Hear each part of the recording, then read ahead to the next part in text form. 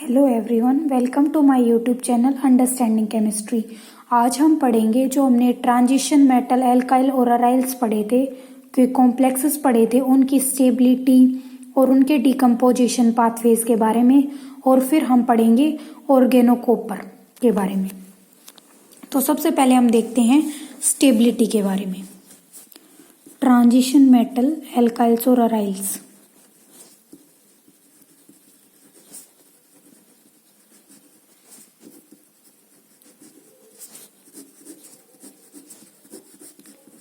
सबसे पहले हम बात करते हैं इनकी स्टेबिलिटी की। तो जो हमारे एल्काइल और अराइल ग्रुप्स है ना, एल्काइल या अराइल ग्रुप्स या लाइगेंड्स, ये हमारे 1 इलेक्ट्रॉन डोनर स्पीसीज हैं। मतलब ये एक्ट करते हैं एज ए मोनोहेप्टोलाइगेंड्स।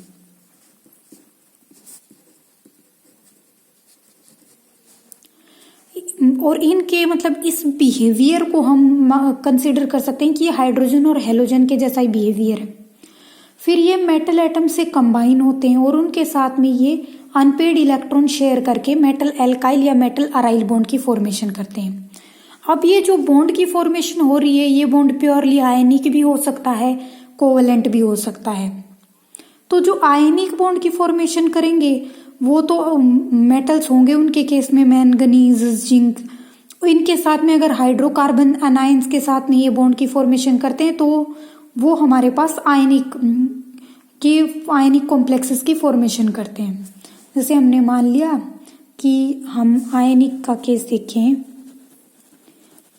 तो हमारे पास मैंगनीज, जिंक, इनके साथ में और हाइड्रोकार्बन रेडिकल बॉन्ड की फॉर्मेशन कर रहा है।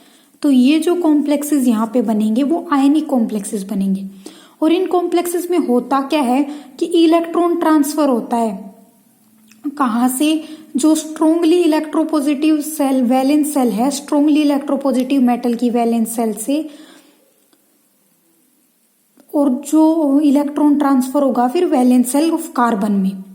और यहाँ पे जो इलेक्ट्रॉन प्रेजेंट है उनकी हो जाएगी पेयरिंग। जैसे transfer of electron from valence shell of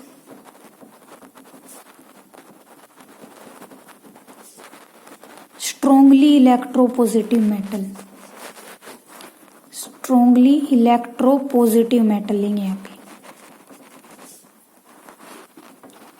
उससे ट्रांसफर हो रहा है इलेक्ट्रॉन का कहाँ पे? वैलेंस सेल में कार्बन की।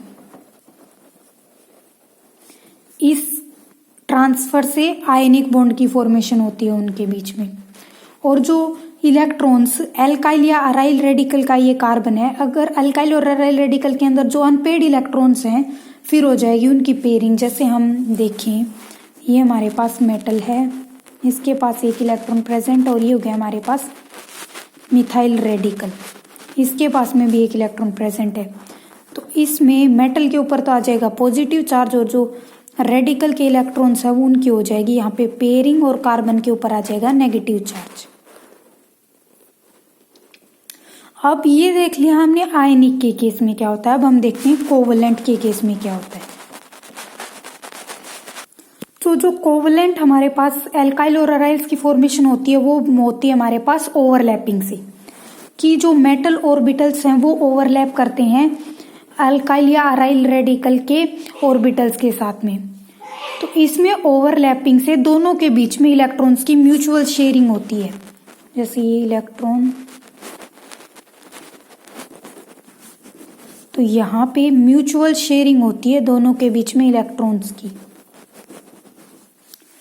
अब जो हमारे पास ट्रांजिशन मेटल्स के ये बनते हैं एल्काइल्स और अराइल्स, इनके अंदर हमेशा कार्बन नेगेटिव चार्ज होता है मेटल के कंपैरिजन में, क्योंकि कार्बन की इलेक्ट्रोनेगेटिविटी मेटल से ज्यादा होती है। और इस रीजन की वजह से जो मेटल कार्बन बॉन्ड है वो हो जाता है हमारा पोलर। और इस बॉन्ड की पोलैरिटी जैसे हो गया हमारा MC बॉन्ड हो गया, मेटल हमारा, कार्बन हमारा नेगेटिव चार्ज रहेगा हमेशा मेटल के कंपैरिजन में, क्योंकि कार्बन हमारा मोर इलेक्ट्रोनेगेटिव होता है मेटल से। तो ये बॉन्ड हो गया हमारा पोलर। और ये जो इस बॉन्ड की पोलैरिटी है ये हमारी डिपेंड करती है हाइड्रोकार्बन रेडिकल के नेचर के ऊपर और मेटल की इलेक्ट्रोनेगेटिविटी के ऊपर। किस किस के ऊपर? कार्बन की तो हमारी रेडिकल की नेचर के ऊपर और मेटल की इलेक्ट्रोनेगेटिविटी के ऊपर। अब जो इलेक्ट्रोनेगेटिविटी है हाइड्रोकार्बन रेडिकल की, वो किस चीज पे डिपेंड करती है? वो डिपेंड करती है कि उसके ऊपर हाइड्रोजन एटम्स प्रेजेंट है या नहीं प्रेजेंट है। अगर इसके पास, मतलब ये एल्काइल रेडिकल हो गया हमारे पास, रेडिकल के पास में अगर हाइड्रोजन एटम प्रेजेंट है तो ये ज्यादा इलेक्ट्रोपॉजिटिव बना देते हैं इसको, और अगर इसके पास हाइड्रोजन एटम्स नहीं है तो इसकी इलेक्ट्रोनेगेटिविटी होती है ज्यादा। तो जो हाइड्रोजन एब्सेंट है इसका मतलब इसके ऊपर और दूसरे इलेक्ट्रोनेगेटिव ग्रुप जैसे फ्लोरीन, क्लोरीन, ऑक्सीजन, ये वाले ग्रुप्स जो प्रेजेंट होते हैं ना, ये इस हाइड्रोकार्बन रेडिकल को ज्यादा नेगेटिव बनाते हैं और इस बॉन्ड की स्टेबिलिटी को करते हैं इंक्रीज। तो जो नॉर्मल एल्काइल और अराइल कंपाउंड है उनके कंपैरिजन में फ्लोरो एल्काइल और फ्लोरो अराइल, इनकी स्टेबिलिटी ज्यादा होती है। जैसे अगर हम एग्जाम्पल देखें कि हमारे पास एक तो है CF3COCO5 और दूसरा है हमारा CH3COCO5। तो इस केस में हमारा जो फ्लोरीन वाला फ्लोरो कंपाउंड है ना वो ज्यादा स्टेबल होगा ये सिंपल मिथाइल वाले से, क्योंकि ये जो फ्लोरीन है ना ये MC बॉन्ड को ज्यादा पोलर बना देता है और ये इलेक्ट्रॉन्स को इसके टुवर्ड्स अट्रैक्ट करके रखता है। और दूसरा केस हमने देखा मेटल के ऊपर पॉजिटिव चार्ज अगर इंक्रीज होता है तो उसके अंदर जो डी ऑर्बिटल है ना वो कॉन्ट्रैक्टेड हो जाते हैं, उसकी वजह से भी मेटल के बॉन्डिंग डी ऑर्बिटल्स के बीच में और लाइगेंड ऑर्बिटल के बीच में ओवरलैपिंग इंक्रीज हो जाती है। और जो हमारे पास ये ट्रांजिशन मेटल के एल्काइल और अराइल की जब फॉर्मेशन होती है तो हमारा जनरली जो कार्बन है वो पॉजिटिव चार्ज होता है उसके ऊपर और उसकी नेचर होती है हमारे पास इलेक्ट्रोफिलिक। पर जब ये जो ट्रांजिशन मेटल और एल्काइल और अराइल की फॉर्मेशन जब हो रही है ना तो जो हमारा कार्बन एटम है ना उसकी नेचर चेंज हो जाती है। वो कार्बन एटम हमारा इलेक्ट्रोफिलिक से न्यूक्लियोफिलिक में चेंज हो जाता है। इलेक्ट्रोफिलिक से न्यूक्लियोफिलिक में चेंज होने का मतलब क्या है कि पहले जहां इसके ऊपर पॉजिटिव चार्ज हुआ करता था वहां अब इसके ऊपर नेगेटिव चार्ज आ जाता है, क्योंकि यहाँ पे देखा हमने मेटल कार्बन से लेस इलेक्ट्रोनेगेटिव है तो कार्बन के ऊपर तो नेगेटिव चार्ज आता है और मेटल के ऊपर पॉजिटिव चार्ज आता है। इसका मतलब कार्बन की नेचर चेंज हो गई, हमारी इलेक्ट्रोफिलिक से न्यूक्लियोफिलिक में चेंज हो गई। और जो हमारी मेटल से लाइगेंड जो बैक बॉन्डिंग होती है ना वो भी इस इंक्रीज इन इलेक्ट्रोनेगेटिविटी इलेक्ट्रोन्यूट्रलिटी के साथ में ज्यादा काम करती है, इसीलिए इन कंपाउंड की स्टेबिलिटी भी इंक्रीज हो जाती है। और दूसरे लाइगेंड जैसे इनके ऊपर CO, CN, pyridine, इस टाइप के लाइगेंड प्रेजेंट है ना, जो पाई बॉन्डिंग जो स्ट्रॉन्ग पाई एक्सेप्टर्स हैं, पाई डोनर्स हैं स्ट्रॉन्ग, वो लाइगेंड्स प्रेजेंट है तो वो भी इनकी स्टेबिलिटी को इंक्रीज कर देते हैं। फिर एक बात यह है कि अगर हम चिलेटिंग हाइड्रोकार्बन्स ले लें तो वो भी स्टेबिलिटी प्रोवाइड करते हैं इनको। जैसे हम चिलेटिंग का केस ले लें OCH2C6H4NMe2, ये हमारे पास अगर एक चिलेटिंग हाइड्रोकार्बन ले लिया हमने तो ये भी इनकी स्टेबिलिटी को इंक्रीज करते हैं, क्योंकि ये क्या कर देते हैं, ये इनकी जो अवेलेबल कोऑर्डिनेशन साइट है ना उसको ब्लॉक कर देते हैं।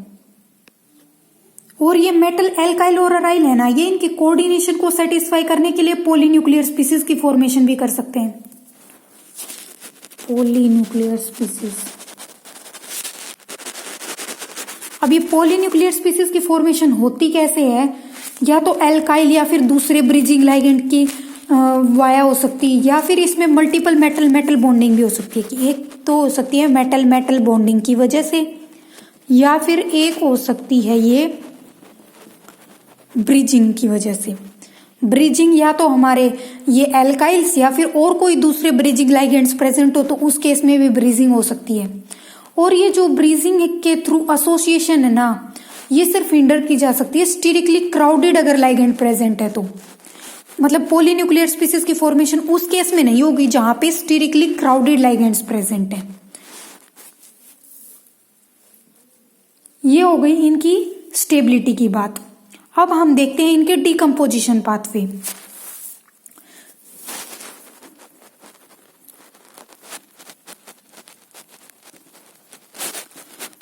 ये हमारे ट्रांजिशन मेटल एल्काइल्स और अराइल्स बनते हैं, इनके जो सिग्मा एनालॉग्स होते हैं वो उतने ज्यादा स्टेबल नहीं होते, वो काइनेटिकली अनस्टेबल होते हैं, इसीलिए उनके अंदर बहुत सारे डिकम्पोजिशन पाथवेज होते हैं और वो बहुत स्ट्रोंगली रिएक्टिव होते हैं। जैसे हमने देखा कि जो ट्रांजिशन मेटल के सिग्मा बॉन्डेड हाइड्रोकार्बाइल्स हैं, ये काइनेटिकली स्टेबल नहीं होते उतने ज्यादा। काइनेटिकली स्टेबल ना होने की वजह से ये स्ट्रोंगली रिएक्टिव होते हैं और बहुत सारे डिकम्पोजिशन पाथवेज के थ्रू इनका डिकम्पोजिशन होता है। तो ये पाथवेज हम मेनली पढ़ते हैं, एक तो है बीटा एलिमिनेशन, अल्फा एलिमिनेशन। इसमें से बीटा एलिमिनेशन और अल्फा एलिमिनेशन में से जो हमारा सबसे फैसाइल रूट है ना, वो है बीटा एलिमिनेशन। ये सबसे अच्छा रूट माना जाता है इनके डिकम्पोजिशन का, और ये प्रीफर किया जाता है ट्रांजिशन मेटल एल्काइल्स के द्वारा, और इसको हम बोल सकते हैं हाइड्राइड ट्रांसफर होता है इसके अंदर, और उसको हाइड्राइड ट्रांसफर के बाद होता है इसके अंदर एल्कीन का एलिमिनेशन।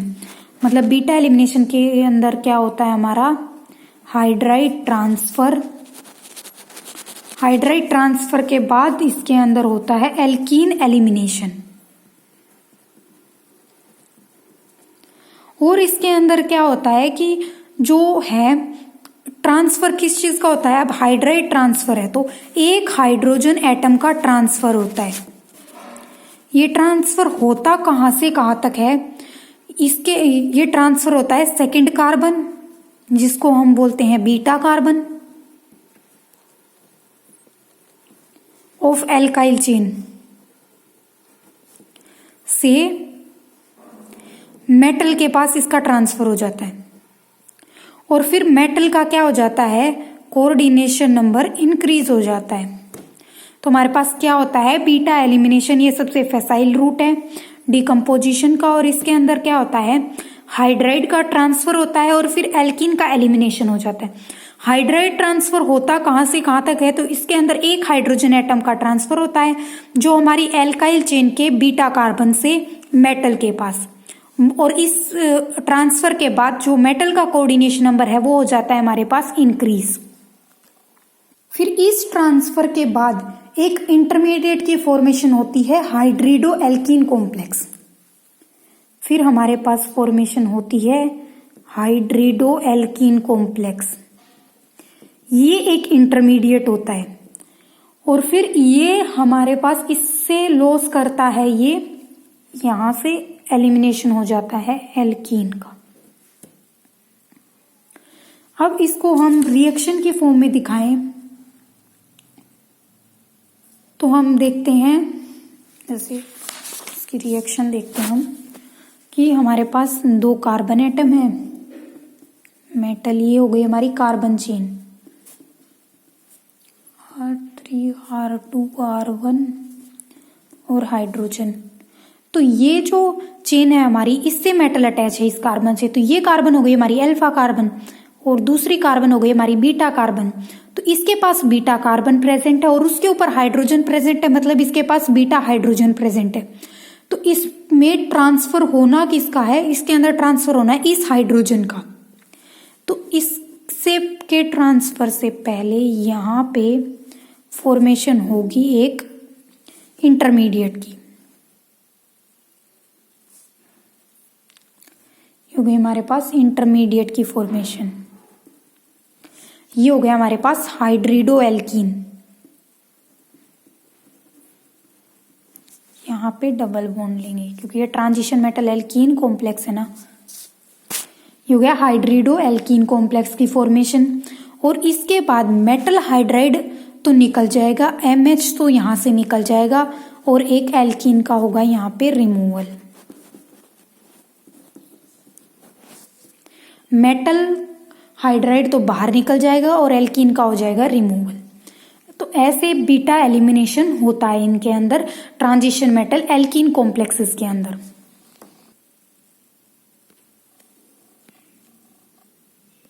अब हम देखते हैं हमारा जो ये बीटा हाइड्रोजन एलिमिनेशन हो रहा है, इसकी प्रॉपर्टीज या फीचर्स क्या क्या हैं, कुछ फीचर्स। एक तो ये हो गई कि बीटा हाइड्रोजन एलिमिनेशन के बाद हमारा एल्कीन का रिमूवल होता है। फिर जो मेटल है ना, ये मेटल, इसकी फॉर्मल ऑक्सीडेशन स्टेट के अंदर कोई चेंज नहीं होता। फिर इसके अंदर जो कॉम्प्लेक्सेस यूजुअली हमें बीटा एलिमिनेशन देते हैं वो 16 इलेक्ट्रॉन कॉम्प्लेक्सेस होते हैं। फिर इलेक्ट्रॉन काउंट जो है इसका 2 यूनिट से इंक्रीज हो जाता है। और जो अगर हमारे पास 18 इलेक्ट्रॉन कॉम्प्लेक्स हमने ले लिया तो उसके अंदर बीटा हाइड्रोजन एलिमिनेशन होने के बाद एक लाइगेंड रिमूव होने के लिए हमें एक लाइगेंड रिमूव करना पड़ता है, उसके लिए एक वैकेंट साइट चाहिए। फिर जो एल्काइल कॉम्प्लेक्सेस है ना, जिनके पास में बीटा हाइड्रोजन है, सिर्फ वही बीटा हाइड्रोजन एलिमिनेशन रिएक्शन दे सकती हैं, और जिनके पास बीटा हाइड्रोजन नहीं है वो बीटा हाइड्रोजन एलिमिनेशन रिएक्शंस नहीं दे सकती हैं। तो ये हो गई इसकी कुछ फीचर्स की बात। अब हम पढ़ते हैं सेकंड जो हमारा डिकम्पोजिशन पाथवे था वो था अल्फा एलिमिनेशन। ये जो अल्फा एलिमिनेशन पाथवेज है ना, ये बहुत कम ऑब्जर्व किए जाते हैं। तो इनके अंदर क्या होता है कि जो ट्रांसफर होता है इनके अंदर सब्स्टिट्यूएंट आर का, इसके अंदर होता है ट्रांसफर ऑफ सब्स्टिट्यूएंट आर। तो इसके अंदर सब्स्टिट्यूएंट आर का ट्रांसफर होता है, और वो ट्रांसफर होता कहां से है, मेटल के अल्फा कार्बन एटम से। अल्फा कार्बन एटम से, जो हाइड्रोकार्बाइल का हमारा अल्फा कार्बन एटम है उससे ट्रांसफर होता है हमारे आर ग्रुप का। ये जो है ना, ये अल्फा एलिमिनेशन रिएक्शन हम जब एल्काइलिडीन कॉम्प्लेक्सेस की फॉर्मेशन करते हैं ना, ये हम आगे पढ़ेंगे एल्काइलिडीन कॉम्प्लेक्सेस के बारे में। तो जब हम एल्काइलिडीन कॉम्प्लेक्सेस की फॉर्मेशन करते हैं ना, उस केस में हमारे alpha elimination reactions important role play करते हैं। और जो बहुत सारे मेटल के बेंजाइल्स, नियोपेंटाइल्स, मेटल जैसे टाइटेनियम और टेंटेलम, मेनली इनके जो हैं बेंजाइल्स और नियोपेंटाइल्स वही इस मैकेनिज्म से डिकम्पोज होते हैं। जैसे हम देख लें इसकी रिएक्शन,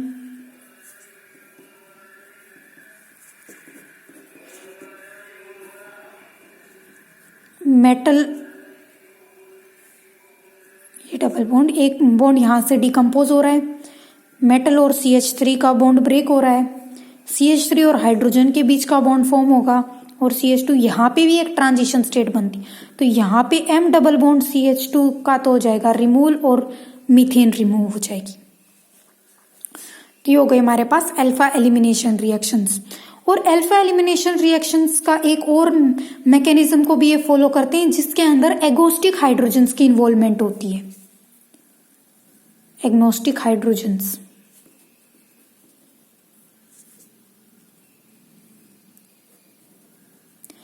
ये हाइड्रोजन का मतलब क्या है कि ये हाइड्रोजन मेटल से और कार्बन एटम से दोनों से कोवलेंटली बॉन्डेड होते हैं। जैसे CHM, ये वाला जो हाइड्रोजन है ये हमारे पास एगोस्टिक हाइड्रोजन है। तो इस रिएक्शन के अंदर एग्नोस्टिक हाइड्रोजन की इन्वॉल्वमेंट भी हो सकती है। तो ये हो गए इसके डिकम्पोजिशन पाथवेज।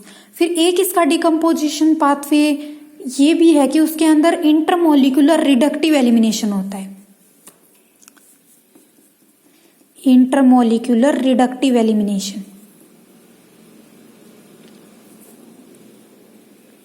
रिडक्टिव एलिमिनेशन का मतलब क्या है कि मेटल एटम का होगा यहाँ पे रिडक्शन।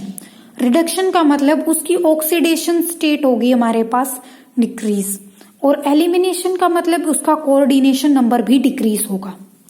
जैसे हम देख सकते हैं कि इसके अंदर ऑक्सीडेशन स्टेट और कोऑर्डिनेशन नंबर दोनों 2 यूनिट्स से चेंज होते हैं। और इस पाथवे को हम मतलब अगर ये उस प्रोसेस का रिवर्स, अगर हम ऑक्सीडेटिव एडिशन और रिडक्टिव एलिमिनेशन दोनों को साथ में शो कर सकते हैं कि हमारे पास LNM हो गया, ये बॉन्डेड है XY से, मेटल की ऑक्सीडेशन स्टेट यहाँ पे X है, तो ये फॉर्मेशन कर रहा है X+2 और X और Y। तो यहाँ पे मेटल से इस मेटल का कोऑर्डिनेशन नंबर इंक्रीज हुआ है, तो ये फॉरवर्ड रिएक्शन तो हो गई हमारी ऑक्सीडेटिव एडिशन, और यहाँ से अगर हम बैकवर्ड में देखें तो यहाँ पे ऑक्सीडेशन नंबर तो हो रहा है डिक्रीज और कोऑर्डिनेशन नंबर भी डिक्रीज हो रहा है, तो इस बैकवर्ड रिएक्शन को हम बोलते हैं रिडक्टिव एलिमिनेशन। तो ये पढ़ लिए हमने हमारे ट्रांजिशन मेटल एल्काइल्स और अराइल्स की पहले स्टेबिलिटी और फिर उसके डिकम्पोजिशन पाथवेज। अब हम पढ़ते हैं हमारा ऑर्गेनोकॉपर।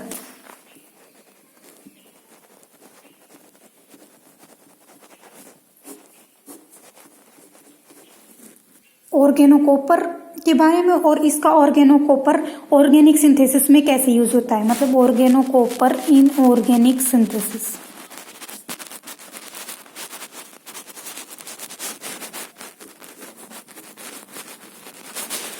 यहाँ पे ऑर्गेनोकॉपर का मतलब क्या है, मतलब एक हो गया ऑर्गेनिक कॉपर, मतलब RCU, कॉपर ऑर्गेनिक ग्रुप से बॉन्डेड हो तो उसको हम बोलेंगे ऑर्गेनोकॉपर। तो ऑर्गेनोकॉपर ऑर्गेनिक सिंथेसिस में कैसे यूज किया जाता है ये हम देखते हैं। जैसे हमारा कॉपर एटम जो है वो इलेक्ट्रोनेगेटिविटी होती है उसकी 1.9।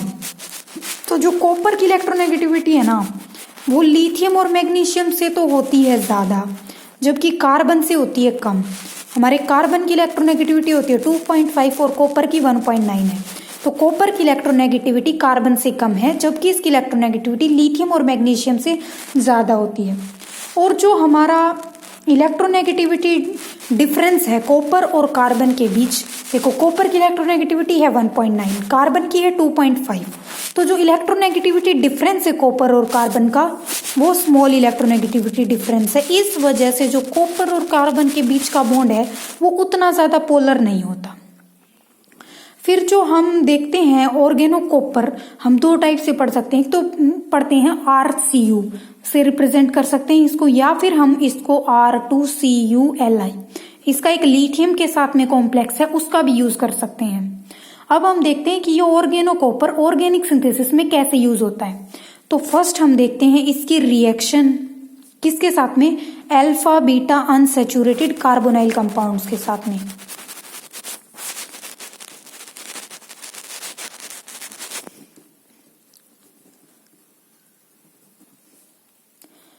ये जो रिएक्शन है ना इसको हम 1,4 एडिशन बोलते हैं,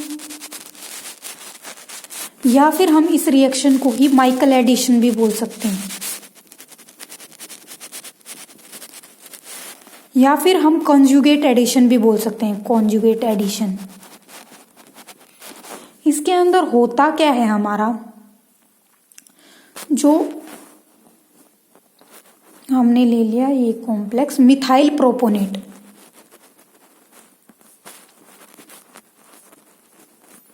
ये ले लिया हमने मिथाइल प्रोपेनोइड। अब इसकी रिएक्शन हम कराते हैं PH3CuLi, ये हो गया हमारा ऑर्गेनोकॉपर, और इसके साथ में Me3SiCl जिसकी प्रेजेंस में, और सेकेंड स्टेप में हम कर देंगे इसका हाइड्रोलिसिस। तो इसके अंदर हमारे पास फॉर्मेशन हो जाती है C6H6,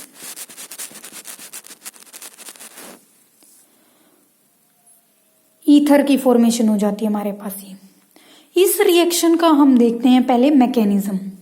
तो मैकेनिज्म के अंदर क्या होता है, हमने ये मान लिया कि ये हमारा ऑर्गेनोकॉपर है, जैसे हम RC डिनोट कर लेते हैं, Cu negative Li positive, lithium से ज्यादा इलेक्ट्रोनेगेटिव है तो इसके ऊपर नेगेटिव चार्ज, लिथियम के ऊपर पॉजिटिव चार्ज। हमने ये मान लिया कि हमारे पास ये वाला हमारा है कीटोन। इस कीटोन के साथ में हम रिएक्शन देखें इसकी, तो ये डबल बॉन्ड ऑक्सीजन के पास शिफ्ट होगा, तो ये डबल बॉन्ड यहाँ पे शिफ्ट होगा, और जो हमारा कॉपर है वो यहाँ पे इस कार्बन पे अटैक करेगा। तो यहाँ से फॉर्मेशन होगी RCuR, और ये वाले जो हमारे ग्रुप्स हैं बाकी, यहाँ पे सिंगल बॉन्ड डबल बॉन्ड यहाँ पे आ जाएगा, यहाँ वाला बॉन्ड शिफ्ट होकर यहाँ पे, और ऑक्सीजन के ऊपर आ गया हमारा negative charge O negative Li positive. अब यहाँ से हम रिडक्टिव एलिमिनेशन करके Cur को एलिमिनेट कर देंगे, -Cur हो जाएगा रिडक्टिव एलिमिनेशन से, O नेगेटिव Li पॉजिटिव। यहाँ पे RCU का हो गया रिडक्टिव एलिमिनेशन, R यहाँ पे बॉन्ड हो गया, तो ये यहाँ पे ये फॉर्मेशन हो गई हमारे पास इनोलेट सोल्ट की। अब इनोलेट सोल्ट जो इसके साथ में हमने एक डाला था CH3 3SiCl, इसके साथ में रिएक्शन करेगा ये सिलिकॉन से 3 मिथाइल ग्रुप्स कोऑर्डिनेटेड और एक क्लोरीन एटम, तो ये अटैक करेगा हमारा ऑक्सीजन के ऊपर। तो यहां से LiCl का तो हो जाएगा रिमूवल, और ऑक्सीजन के साथ में हमारा Me3 बॉन्ड हो जाएगा इसके साथ में। अब हम सेकंड स्टेप में क्या कर रहे थे, इसके अंदर इसका हाइड्रोलिसिस करेंगे। तो हाइड्रोलिसिस के बाद में यहाँ पे ये जो SiMe3 था, ये SiMe3OH ग्रुप रिमूव हो जाएगा और ऑक्सीजन के साथ में हाइड्रोजन की बॉन्डिंग हो जाएगी। तो ये जो ऑक्सीजन और हाइड्रोजन वाला बॉन्ड है ये यहाँ पे शिफ्ट, और ये वाला बॉन्ड है ये यहाँ पे शिफ्ट हो जाएगा। तो इसके बाद यहाँ पे फॉर्मेशन हो जाएगी डबल बॉन्ड O, ये वाला बॉन्ड यहाँ पे शिफ्ट हो गया। ये जो फॉर्मेशन हुई थी ये था हमारे पास फिनाइल इनोल ईथर, और यहाँ पे हमारा जो एंड प्रोडक्ट है वो हमें मिलता है ईथर। फिर हम नेक्स्ट रिएक्शन देखते हैं ऑर्गेनोकॉपर की रिएक्शन। हम तो ये रिएक्शन क्या थी, ऑर्गेनिक सिंथेसिस देख रहे थे ना हम ऑर्गेनोकॉपर का, तो यहाँ पे ईथर्स का सिंथेसिस हो रहा है। जब ऑर्गेनोकॉपर की रिएक्शन हम alpha beta unsaturated carbonyl compounds के साथ में कराते हैं तब।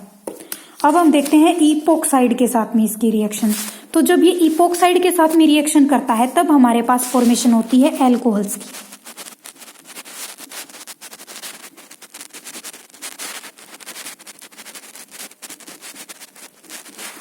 इसके साथ में रिएक्शन देखेंगे हम, इसमें सेकंड वाली इपोक्साइड्स के साथ में रिएक्शन, और ये रिएक्शन है फॉर्मेशन ऑफ एल्कोहल्स। तो अब हम ले लेते हैं इपोक्साइड CH3 CH2 CH2, और इन दोनों के बीच में ऑक्सीजन बॉन्ड है, ये हो गया हमारे पास इपोक्साइड। इसकी रिएक्शन करवा रहे हैं हम ऑर्गेनोकॉपर के साथ, तो CH3 2Cu negative Li positive. तो यहाँ से 3 तो CH3Cu की तो एलिमिनेशन, और CH3 CH2 CH3 एक यहाँ पे बॉन्ड हो जाएगा, और यहाँ पे O नेगेटिव और Li पॉजिटिव, इसकी फॉर्मेशन हो गई। अब इसका हम हाइड्रोलिसिस करते हैं तो ये हमारा LiOH निकल जाएगा और इसकी जगह पे OH ऐड हो जाएगा, तो ये भी हमारे पास पेंटेन 3-ओल की फॉर्मेशन। ये हमने स्टार्टिंग में जो इपोक्साइड लिया था ये है 2-इथाइल ऑक्सीरेन, मतलब क्या लिया हमने, सेकंड रिएक्शन थी इसकी इपोक्साइड के साथ रिएक्शन जिसमें हमें अल्कोहल्स मिलते हैं। हमारा ये CH3 2Cu negative Li positive two ethyl oxirane epoxide के साथ में रिएक्ट करके हमें पेंटेन 3-ओल की फॉर्मेशन होती है। ये जो रिएक्शन है ये एक स्टीरियो सिलेक्टिव रिएक्शन और रीजियो सिलेक्टिव रिएक्शन दोनों है। अब नेक्स्ट टाइप के जो ये रिएक्शन शो करते हैं वो है हैलाइड्स के साथ में रिएक्शन। हैलाइड्स के साथ में ये जो रिएक्शन शो करते हैं वो हमारी कपलिंग रिएक्शन, कपलिंग रिएक्शंस। तो जो हमारी कपलिंग रिएक्शन है ना हैलाइड के साथ में, सबसे पहले तो हम देखेंगे इसकी मतलब किसके साथ में रिएक्टिविटी ज्यादा है, तो RI के साथ में सबसे ज्यादा, फिर RBr, फिर RCl, और प्राइमरी से ज्यादा, सेकेंडरी, फिर टर्चरी हो गए इनके रिएक्टिविटी के ऑर्डर्स। जो हमारी हैलाइड्स के साथ कपलिंग रिएक्शन होती है ना, ये हमारी एक नेम्ड रिएक्शन भी है, इसको हम बोलते हैं कोरी हाउस सिंथेसिस। और कोरी हाउस सिंथेसिस के अंदर हमारा क्या होता है, अनसिमेट्रिकल एल्केन्स का सिंथेसिस होता है। मतलब इसमें क्या हो गया हमारा synthesis of unsymmetrical alkenes by Corey House synthesis when organocopper reacts with organic with halides. तो हम देखते हैं इसका रिएक्शन। जब हमारा CH3I ले लिया हमने हैलाइड, इसकी रिएक्शन कराई एल्यूमिनियम के साथ, ईथर की प्रेजेंस में। तो यहाँ पे CH3Li की फॉर्मेशन हुई और LiI निकल गया। अब नेक्स्ट स्टेप में हम क्या करेंगे, CH3Li की रिएक्शन कराएंगे CuI के साथ में। तो यहाँ पे हमारे पास डाईमिथाइल कॉपर लिथियम की फॉर्मेशन हो गई, LiI निकल गया। फिर हम ये जो हमारा डाईमिथाइल कॉपर लिथियम की फॉर्मेशन हुई, इसकी रिएक्शन कराएंगे हैलाइड के साथ में, CH3 CH2 CH2 Br। ये पहले हमने प्रिपरेशन की है सिर्फ हमारे ऑर्गेनो कॉपर की, फिर उसकी रिएक्शन करा रहे हैं हम हैलाइड्स के साथ में। तो यहाँ पे हमारे पास अनसिमेट्रिकल एल्कीन्स की फॉर्मेशन होगी। ये हो गया हमारे पास अनसिमेट्रिकल एल्कीन की फॉर्मेशन। तो अब तक हमने इसकी 3 सिंथेसिस मेथड पढ़ ली है। एक इपोक्साइड्स की रिएक्शन जब हम alpha beta unsaturated carbonyl compounds के साथ में कराते हैं तो हमें ईथर्स मिलते हैं। फिर नेक्स्ट हम इनकी रिएक्शन इपोक्साइड के साथ में कराते हैं तब हमें मिलते हैं एल्कोहल्स, और जब हम इनकी रिएक्शन हैलाइड्स के साथ कपलिंग रिएक्शन कराते हैं तो हमें मिलते हैं अनसिमेट्रिकल एल्कीन्स। नेक्स्ट है इनकी reaction with acid chlorides. Acid chloride, acid chloride क्या होते हैं, RC≡OCl हो गया हमारे पास एसिड क्लोराइड। तो इस रिएक्शन से हमें मिलते हैं कीटोन्स। अब हम देखते हैं इसमें होती कैसे ये रिएक्शन। तो हमने कोई भी एसिड क्लोराइड ले लिया, जैसे ये हो गया हमारा एसिड क्लोराइड, इसकी रिएक्शन हम करा रहे हैं, ये वाला ले लिया हमने ऑर्गेनो कॉपर। तो यहाँ पे हमारे पास फॉर्मेशन होगी CH3 CH3 CH3 C≡O CH CH2 CH3 CH3, यहाँ पे भी CH3 आएगा, सॉरी। ये इस कीटोन की फॉर्मेशन होगी। प्लस यहाँ से हमारे पास क्या निकल जाएगा, CH3 CH CH3 Cu और LiCl का रिमूव हो जाएगा। तो एसिड क्लोराइड्स के साथ में हमारे ऑर्गेनो कॉपर रिएक्ट करके कीटोन्स की फॉर्मेशन करता है। नेक्स्ट है हमारी रिएक्शन एल्डिहाइड्स और कीटोन्स के साथ में रिएक्शन। तो एल्डिहाइड और कीटोन्स के साथ में भी रिएक्शन करके ये हमें एल्कोहल्स देता है, और ये रिएक्शन फास्ट होती है। तब जैसे हमने अल्कोहल मान लिया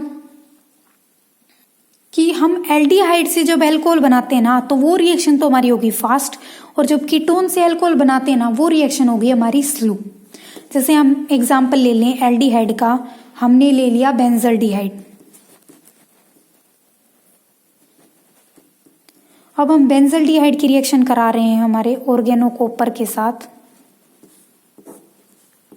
-90 डिग्री -90 डिग्री सेल्सियस टेम्परेचर के ऊपर। तब हमारे फिनाइल इथाइल अल्कोहल की फॉर्मेशन हो जाएगी। ये देख लिया हमने ऑर्गेनो कॉपर के बारे में, और ऑर्गेनो कॉपर को हम ऑर्गेनिक सिंथेसिस में कैसे कैसे यूज कर सकते हैं। तो हमने ऑर्गेनो कॉपर को यूज किया ईथर, एल्कोहल्स और अनसिमेट्रिकल एल्कीन्स और कीटोन्स की प्रिपरेशन में। अगर आपको ट्रांजिशन मेटल एल्काइल्स एंड अराइल्स की स्टेबिलिटी एंड डिकम्पोजिशन पाथवेज या फिर ऑर्गेनो कॉपर इनऑर्गेनिक सिंथेसिस, इन टॉपिक्स में कोई भी डाउट हो तो आप कमेंट सेक्शन में जरूर बताएं। Thank you.